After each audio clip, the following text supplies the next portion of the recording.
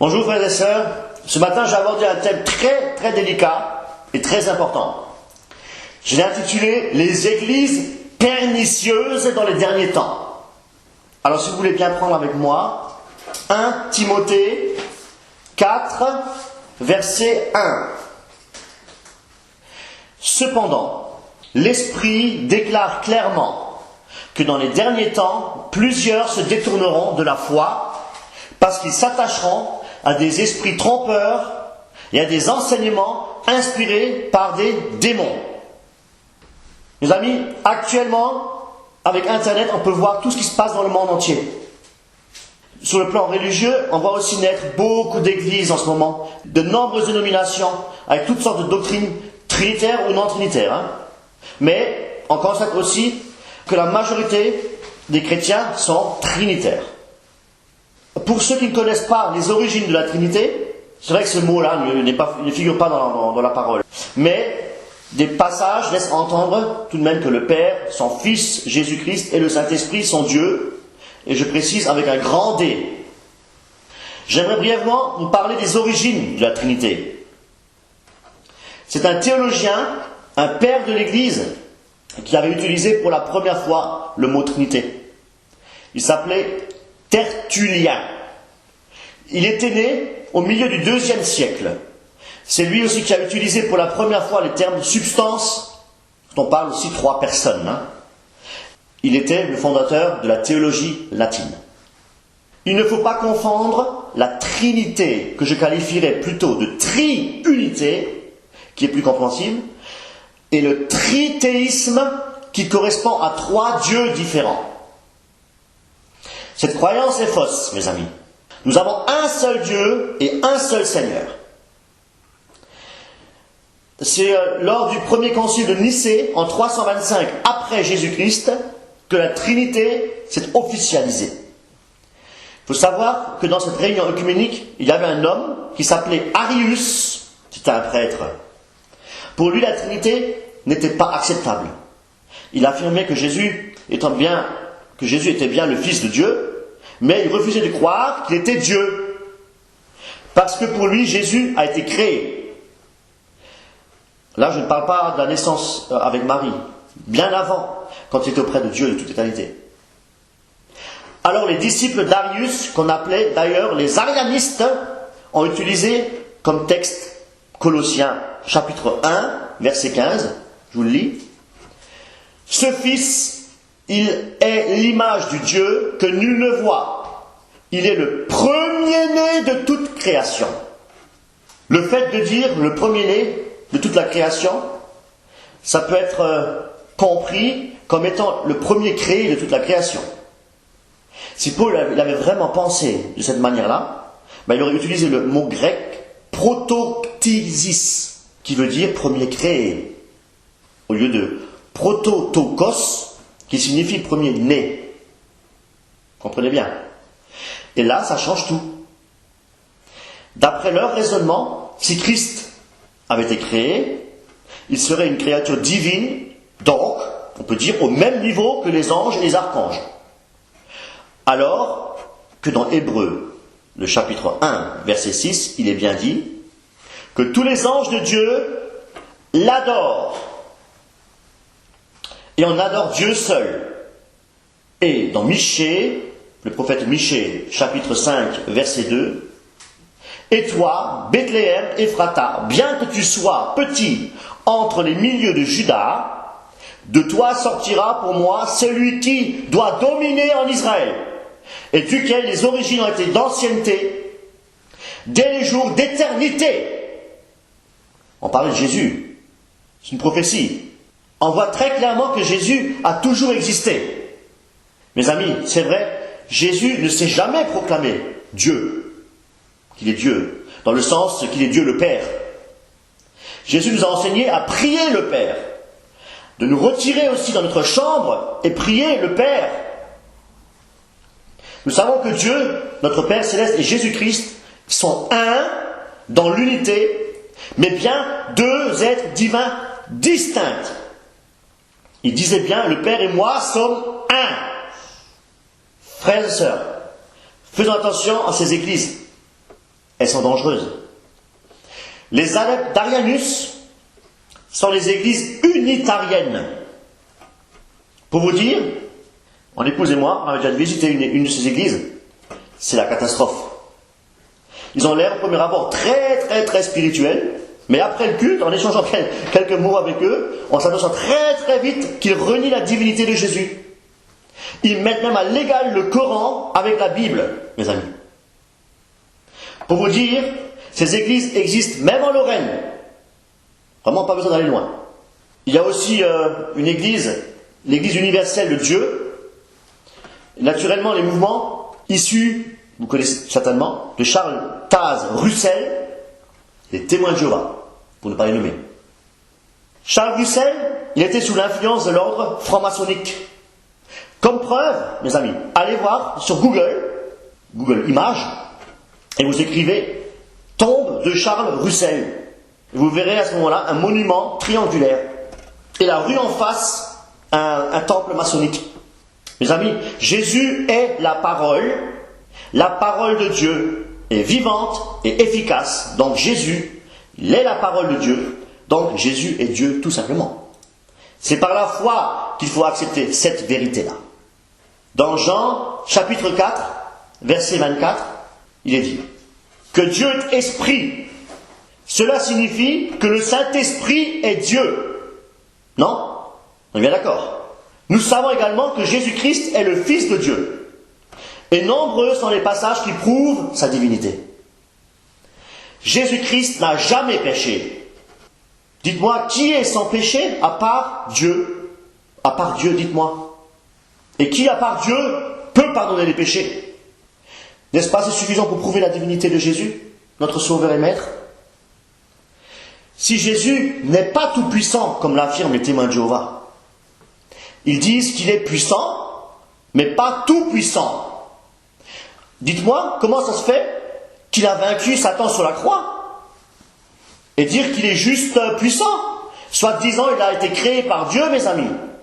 Le diable aussi est puissant. Pour le vaincre, il faut être tout puissant. Et être sans péché. C'est Jésus, loin de Dieu, l'agneau immolé, qui est mort pour vous, pour moi. Il l'a fait, lui. Lui, il l'a fait. Pour nous, il est tout puissant. Amen. Je crois qu'il guérit encore aujourd'hui. Les témoins de Jéhovah, eux, ne le croient pas. Forcément, il n'est pas tout puissant. Et nous croyons qu'il peut se manifester en nous d'une manière tout à fait personnelle et puissante. Il est notre Dieu Jésus-Christ. Que son nom soit béni. Amen.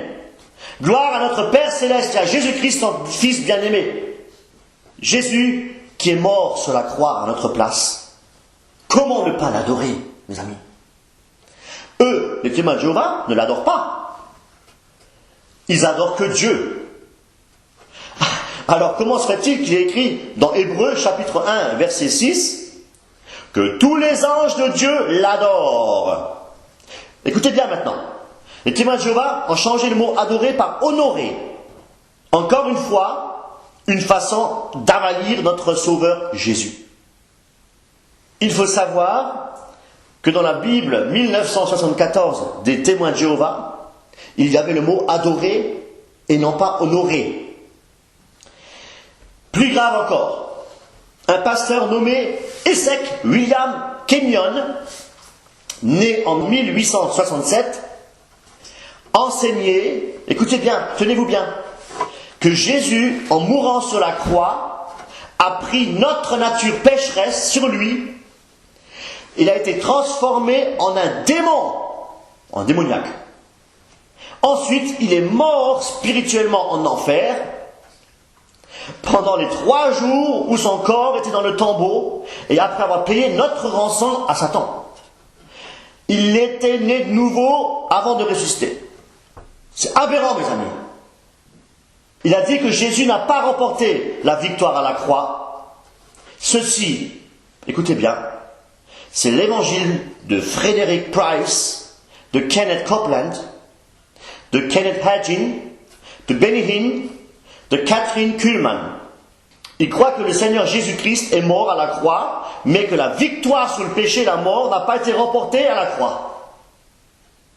Ils disent aussi, vous n'avez pas besoin de souffrir. Dieu veut que vous soyez riches. Le corps de Christ est en destruction totale, en apportant un évangile de mammon, qui s'appelle l'évangile de prospérité. On peut citer aussi Rick Warren, Joyce Meyer.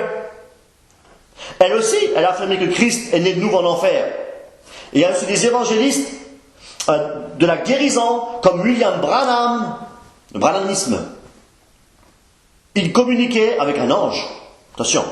On peut encore citer Tommy Osborne, très connu, et Kenneth Hagin, et tant d'autres. Et surtout, surtout Ted Bentley. Regardez-le en vidéo sur notre site. C'est du blasphème, mes amis, du blasphème. C'est la nouvelle vague des méga-churches. Quelle honte face au vrai évangile de Jésus-Christ. Ce sont vraiment des doctrines de démons. Et on aura de plus en plus ces derniers temps que nous vivons. Ils ont beaucoup d'adeptes, ces églises-là. La repentance, le pardon et l'abandon des péchés. Franchement, ça ne les intéresse plus. Ils veulent quoi? Que du spectacle. C'est très spectaculaire. Ils veulent vivre des émotions.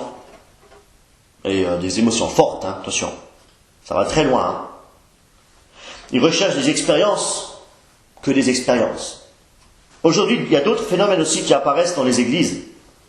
Comme le phénomène de la pluie d'or.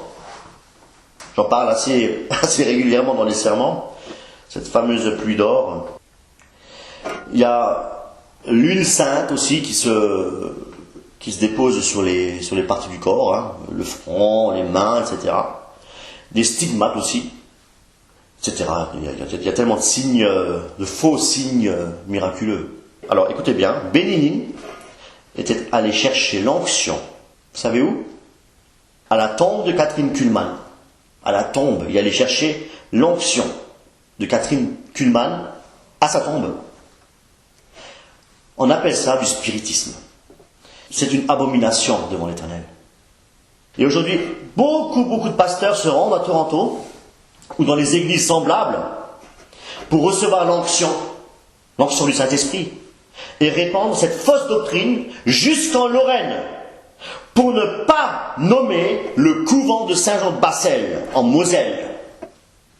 C'est dramatique. Vous connaissez sans aucun doute le mouvement Toronto. Et plus tard, Pensacola. C'est une aberration. C'est du mysticisme, du gnosticisme. Des pasteurs pentecôtistes tels que Howard Brown, John Kilpatrick. J'aimerais vraiment là vous présenter les signes et les manifestations de ces réveils. Alors écoutez bien, j'ai dressé une liste. Spasme, secousse, tremblement, rire incontrôlable, rire et pleurs. Mes amis, j'aimerais brièvement vous parler du saint rire. Actuellement, ce phénomène se répand de plus en plus dans nos églises. Et nous allons le voir tout à l'heure. C'est une des caractéristiques du yoga Kundalini. Il se manifeste par des rires incontrôlables, du style se rouler au sol aussi, des pieds en l'air, la tête en bas, les pieds en l'air. Et là, on reconnaît la posture du Kundalini. Cette pratique est considérée actuellement comme thérapeutique, sous forme de stage de rire, dans les hôpitaux même, hein, dans toutes les structures publiques aussi. Méfiez-vous-en, comme de la peste. C'est le mouvement du New Age qui s'infiltre subtilement partout. Même les chrétiens recherchent ce genre de manifestation pour leur bien-être personnel. C'est l'œuvre satanique dirigée par les Illuminati pour amener toutes les personnes sous la domination du nouvel ordre mondial. Alors pour continuer la liste des manifestations, on a encore le fameux repos dans l'esprit, état spontané de transe. Cris d'animaux, rugissements, ivresse dans l'esprit, crampes, spasmes, visions, rêves, voix intérieure, confusion mentale, difficulté de concentration, sensation de chaleur, d'électricité, des flashs, électricité dans tout le corps, saut, vibration du corps. C'est vrai qu'on les voit souvent sauter comme ça sur place, on se pose vraiment des questions, hein, quelque part. Hein. Vibration, picotement, odeur surnaturelle, odeur de fleurs, d'encens, expérience de sortie du corps. Connaissez-vous le yoga Kundalini? Il n'y a pas beaucoup qui connaissent ça. Ben, je vais vous apprendre un petit peu ce que c'est le yoga Kundalini. On l'appelle aussi Raja Yoga ou le roi du yoga. La traduction exacte de Kundalini, c'est la puissance du serpent. Cette pratique, elle nous vient de où? Des Indes. Elle ne date pas d'aujourd'hui.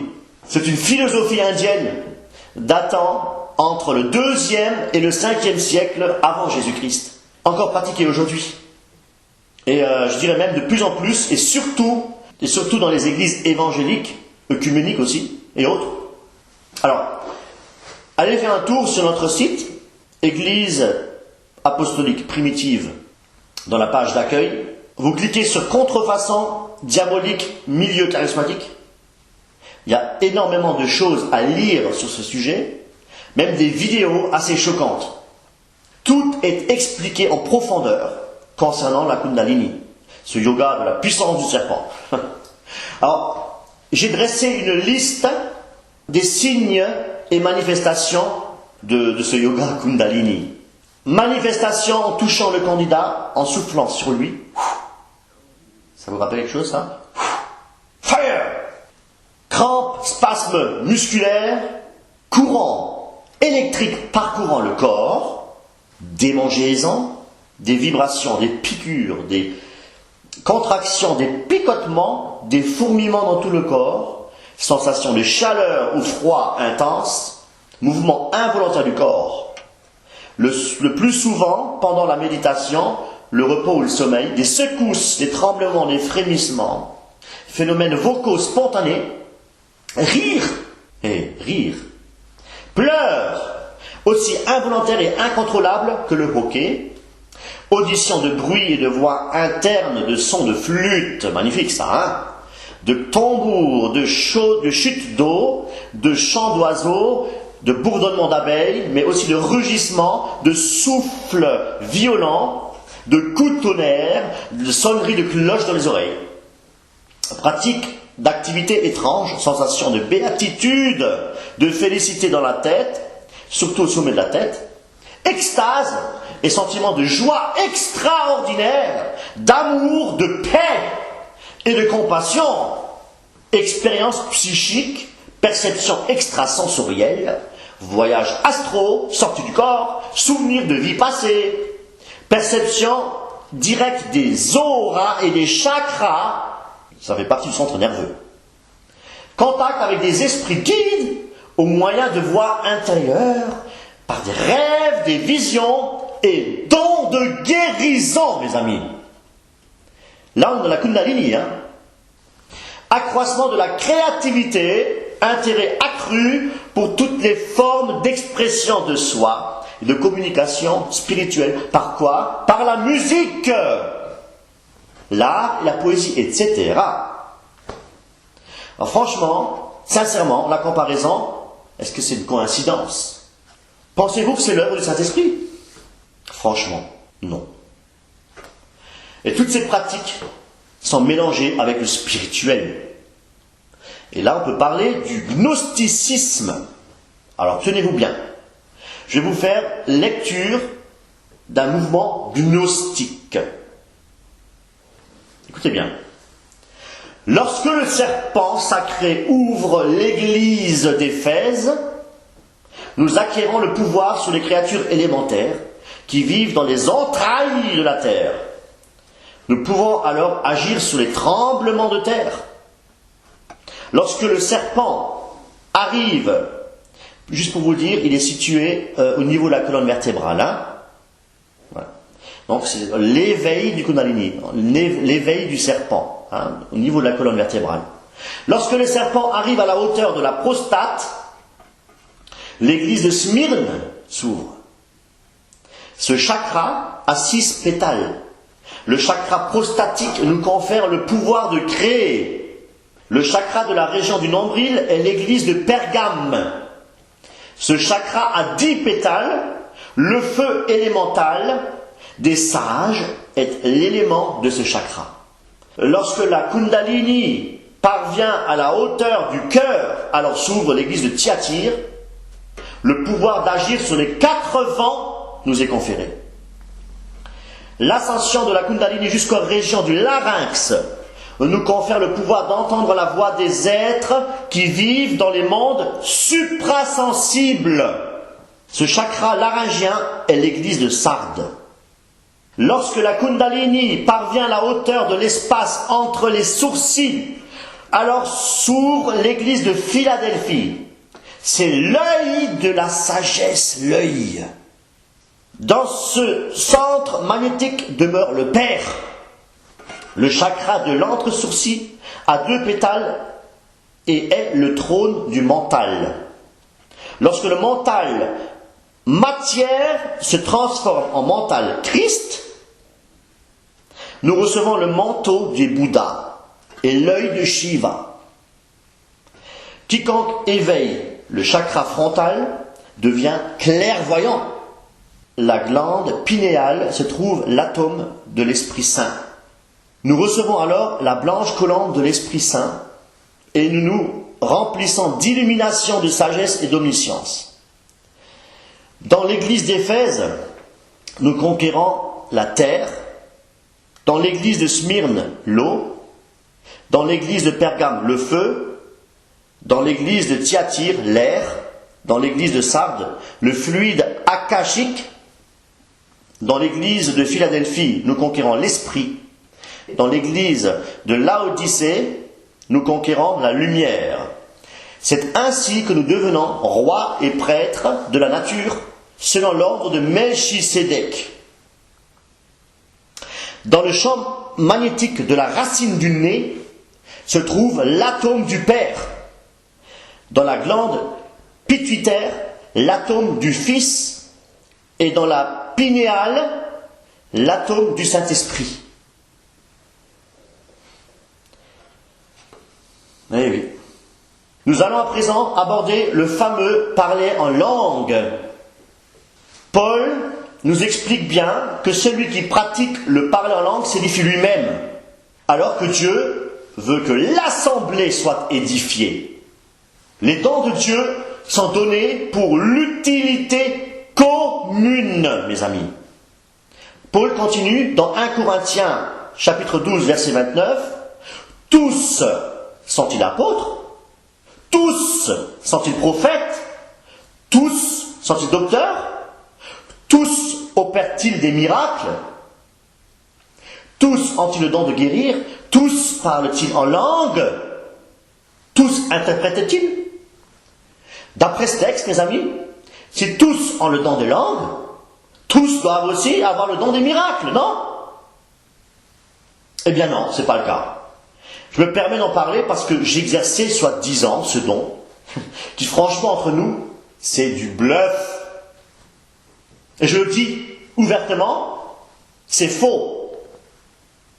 Paul nous enseigne que c'est le plus petit don et que l'amour l'emporte. C'est pourquoi il dit aussi, dans 1 Corinthiens chapitre 13, verset 1, « Quand je parlerai les langues des hommes et des anges, si je n'ai pas l'amour, je ne sais rien. » Alors je vous pose une question. Paul parlait-il les langues de tous les hommes? Non, apparemment non. Moi je ne pense pas. Et la langue des anges? Non plus. Ici le verbe est au futur. Quand je parlerai. Regardez un peu plus loin, toujours au chapitre 13, le verset 3, il est dit, « Et quand je livrerai même mon corps pour être brûlé, si je n'ai pas l'amour, cela ne me sert à rien. » A-t-il pour autant livré son corps pour être brûlé? Bien sûr que non. Pour mieux comprendre, on pourrait remplacer 1 Corinthiens 13, 1 par, on peut dire, et même si je parlais toutes les langues des hommes et des anges, et dans Corinthiens 1, 13, 3, on va dire, et même si je livrais mon corps pour être brûlé, si je n'ai pas l'amour, cela ne me sert à rien. Beaucoup de chrétiens aujourd'hui disent « Je parle la langue des anges ». Eh bien, c'est complètement faux. Je viens de vous le prouver à travers la parole de Dieu. Il n'y a pas deux sortes de parler en langue, comme le prétendent les églises pentecôtistes et charismatiques. Des églises associent aussi le parler en langue avec le Saint-Esprit, comme si c'était une deuxième bénédiction, après la nouvelle naissance. C'est une fausse doctrine, mes amis. Le parler en langue n'est pas la preuve du baptême dans le Saint-Esprit. Désolé, mais c'est la vérité. Je vais vous raconter une anecdote. Quand je ne parlais pas encore en langue, je m'entretenais un jour avec une personne et elle me demandait si je parlais en langue. Et je lui disais que non. Non, le Seigneur ne m'a pas encore octroyé ce don. Alors, savez-vous ce qu'il m'a répondu? Que je n'ai pas le Saint-Esprit. Je ne parle pas en langue, je n'ai pas le Saint-Esprit. C'est aberrant. Frères et sœurs, c'est aberrant. N'est-ce pas une forme d'orgueil que de prétendre être plus spirituel que d'autres? À travers du blablabla, chagalabalabala, n'importe quoi, franchement. De plus, on se sent jugé. Et la crainte de ne pas être sauvé. C'est vrai, mes amis. Si vous savez le nombre de personnes qui ont subi les mêmes intimidations et de culpabilité à cause de ces âneries, et les fameux, alors attention, Dieu m'a dit, les prophéties bidons, destructrices. Mes amis, tournez avec moi dans Éphésiens, chapitre 4, verset 5. Et nous lisons. Il y a un seul Seigneur, une seule foi et un seul baptême. Jésus-Christ a bien été baptisé d'eau et du Saint-Esprit. Quand l'Esprit, sous forme de colombe, est descendu sur lui. Est-ce qu'il a parlé en langue? Est-ce qu'il a parlé en langue, mes amis? À ce moment-là, non. Et jamais, ni avant, ni après. À quoi il servait le parler en langue? Prenez avec moi dans 1 Corinthiens, chapitre 14, les versets 20 à 22. Frères, ne soyez pas des enfants sous le rapport du jugement, mais pour la malice, soyez enfants, et à l'égard du jugement, soyez des hommes faits. Il est écrit dans la loi, c'est par des hommes d'une autre langue et par des lèvres d'étrangers que je parlerai à ce peuple. Et ils ne m'écouteront pas, même ainsi, dit le Seigneur. Par conséquent, les langues sont un signe, non pour les croyants, mais pour les non-croyants. La prophétie, au contraire, est un signe, non pour les non-croyants, mais pour les croyants. Notez bien, mes amis, que le parler en langue est un signe pour les non-croyants. Relisez Acte 2 chez vous. Le parler en langue est un signe, donc sous forme de jugement, pour le peuple juif. Il y avait à la Pentecôte des juifs, mes amis, des juifs qui venaient de tous les pays pour célébrer la Pentecôte, ou encore appelée la fête des semaines, qu'on retrouve dans l'Ancien Testament.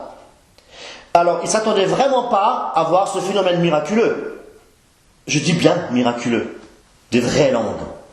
Le parler en langue est mentionné dans les actes lors de la venue du Saint-Esprit, la venue historique de l'Esprit. Lorsqu'il y a eu l'ouverture aussi aux païens chez Corneille, et aussi lorsque, à Éphèse, les 12 disciples de Jean-Baptiste se sont concertés. Et aussi dans le premier livre des Corinthiens, et c'est tout. Il n'y a pas d'autre passage dans la Bible qui fait allusion au parler en langue. Il faut également savoir que dans l'église de Corinthe, il y avait beaucoup de désordre dans tous les sens du terme. Vous savez, même les satanistes parlent en langue. Les mormons aussi. Les catholiques et bien d'autres églises encore. Concernant le chant en langue, qui est très pratiqué dans les milieux pentecôtistes et charismatiques et œcuméniques, rien, je vous dis, dans la Bible, nous parle de ce chant en langue. Tournez avec moi dans 1 Corinthiens, chapitre 15. Que faire donc? Je prierai par l'Esprit, mais je prierai aussi avec intelligence. Je chanterai par l'Esprit. Je répète, je chanterai par l'Esprit, mais je chanterai aussi avec intelligence. Frères et sœurs, pour comprendre ces deux versets, il faut comprendre le verset 13, où il est question du don d'interpréter. En effet, le don d'interprétation est utile à celui qui parle en langue ou à quelqu'un d'autre pour comprendre et traduire miraculeusement les merveilles dites à Dieu, comme un signe pour les non-croyants. Sinon, sans l'interprétation, personne ne comprend quelque chose. Donc il s'agit toujours ici de vraies langues. Il est aussi question ici de chanter par l'esprit et l'intelligence, mais pas chanter en langue, chanter par l'esprit. C'est une fausse doctrine qui entraîne l'assemblée par l'intermédiaire de la musique bien organisée, un certain degré d'extase. Je connais très bien ce phénomène. Je suis musicien, pianiste de métier. Je peux chauffer une salle, croyez-moi. Nous allons à présent parler du don de prophétie. En tout temps, il y a eu des prophètes et des faux prophètes. L'apôtre Paul nous avertit concernant les prophètes. Tournez avec moi dans 1 Jean chapitre 4, verset 1. Il est dit, bien-aimés, n'ajoutez pas foi à tout esprit, mais éprouvez les esprits pour savoir s'ils sont de Dieu, car plusieurs faux prophètes sont venus dans le monde. Nous savons, d'après les Écritures, que le prophète qui prophétise, et que si la prophétie ne se réalise pas, c'est un faux prophète. Mes amis, plus que jamais, soyons vigilants. Comme les chrétiens de Péret, ils vérifiaient les Écritures si ce qu'on leur disait était exact. J'avais parcouru le tour du monde, mes frères et sœurs, sur Internet, bien entendu. Plus précisément, sur YouTube. Si vous saviez le nombre de personnes qui s'autoproclament hommes de Dieu, prophètes, prophétesses, apôtres, c'est hallucinant. Il y en a partout sur le globe. À les entendre, ils sont tous envoyés de Dieu. Ces gens-là, ça donne à leur vision pour détourner beaucoup de gens mal affermis, c'est honteux. Vous savez, les dieux m'a dit, le Saint-Esprit m'a révélé que Dieu parle à travers moi. Tu dois écouter. Un prophète veut être mieux qu'un autre. C'est la concurrence, mes amis. Dieu leur parle tout le temps. Ils savent tout mieux que tous. Même mieux que la parole. Ils ont toujours de nouvelles révélations. Entre nous, la Bible n'est-elle pas suffisante? N'a-t-elle pas suffisamment de révélations? L'Apocalypse n'est-il pas le livre de révélation par excellence?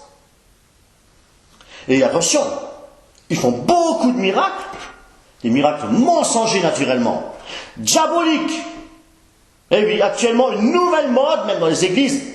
Écoutez, j'ai vu ça, on rallonge les jambes. Eh oui, on rallonge les jambes. Un problème de bassin, une jambe plus courte que l'autre, c'est pas grave, Jésus va guérir. Alors, tout le monde autour, alors, la personne est assise sur une chaise, tout le monde autour, et puis le pasteur est là en train de... Allez, au nom de Jésus. Et puis, les deux mains au talon, comme ça, et puis, c'est très spectaculaire. Et puis on voit effectivement une jambe qui reprend, et on voit la jambe se rallonger. J'avais vu à la télévision, il y a quelques années en arrière, un reportage sur les charismatiques dans une assemblée. On priait pour une femme pour que son bras repousse. Alors, écoutez la suite. Elle avait fait un accident de voiture et elle avait perdu son bras. C'est de la pure folie, mes amis. L'Église est malade. Malade spirituellement. Elle ne va pas bien du tout. Elle a besoin d'un médecin. Elle a besoin du vrai médecin. Le vrai Saint-Esprit. Mes amis, il est temps que les chrétiens ouvrent leur Bible et qu'ils se laissent conduire par l'Esprit. Et revenir à l'essentiel. La croix, la repentance, l'abandon des péchés et une vie de sanctification sur laquelle personne ne verra le Seigneur. C'est ça l'Évangile. Seul celui qui fait la volonté de Christ sera sauvé. Lisez donc la Bible. Elle est la parole de Dieu. Je vous parle du mouvement œcuménique. Alors là, attention, danger. Il entre dans le nouvel ordre mondial pour ne former qu'une seule religion. Un ordre qui sera gouverné par l'Antichrist et bien préparé par les Illuminati, mes amis. Et l'ordre franc-maçonnique du plus haut degré. Pour bien connaître la situation mondiale actuelle, je vous invite à rejoindre notre site Église Apostolique Primitive, toujours en page d'accueil. Vous cliquez sur enseignement, vidéo et audio, puis sur vidéo, pasteur, docteur Gilbert Pierre. C'était un ex-Illuminati. Converti. Forcément, il est pasteur. Vous allez voir quelque chose de choquant. Nous sommes tous manipulés, frères et sœurs. Prenez vraiment le temps de bien regarder cette vidéo. Chaque vidéo. Pour revenir aux églises pernicieuses, pour nous qui ne sommes pas charismatiques, nous sommes considérés comme quoi? Comme des églises mortes. Nous n'avons pas la puissance du Saint-Esprit. Alors, en toute sincérité, ils ont complètement tort et sont aveuglés. Moi-même et mon épouse, nous étions charismatiques. Et nous nous sommes aperçus que ce sont des églises apostates. Et nous en sommes convaincus, frères et sœurs. Nous les avons toutes étudiées. Les églises charismatiques attendent un réveil mondial avant le retour de Jésus. Mais dans la parole, il est clairement dit, dans Luc 18, chapitre 18, verset 8, « Trouverai-je encore la foi quand je reviendrai ?» Et dans Matthieu, chapitre 24, verset 12, « L'amour du plus grand nombre se refroidira, et si ces jours n'étaient pas abrégés, personne ne serait sauvé. Mais à cause des élus, ces jours seront abrégés. » Amen. Si quelqu'un vous dit alors, le Christ est ici, ou il est là, ne le croyez pas, car il s'élèvera de faux Christ et de faux prophètes, ils feront de grands prodiges et des miracles, au point de séduire, s'il est possible, même les élus. On est en plein dedans, mes amis. La Bible annonce le triomphe de la bête et les signes sataniques. Frères et sœurs, le Seigneur est en train d'épurer son troupeau. Prier pour un réveil mondial ne sert à rien, mais strictement à rien, mais prier pour que Dieu, pour que l'humanité se tourne vers la croix, en abandonnant les péchés, en clouant la chair à la croix, en recherchant la sanctification. Voilà ce que le Seigneur attend de nous, que tous soient sauvés. C'est ce que Dieu veut. Et parviennent à la connaissance du véritable évangile de Jésus-Christ. Il est dit dans Éphésiens, chapitre 5, verset 14, je vous le lis. « Réveille-toi, toi qui dors, relève-toi d'entre les morts, et Christ t'éclairera. » Voilà l'authentique réveil, mes amis.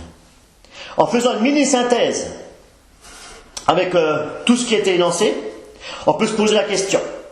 Qu'est-ce que Dieu veut pour nous?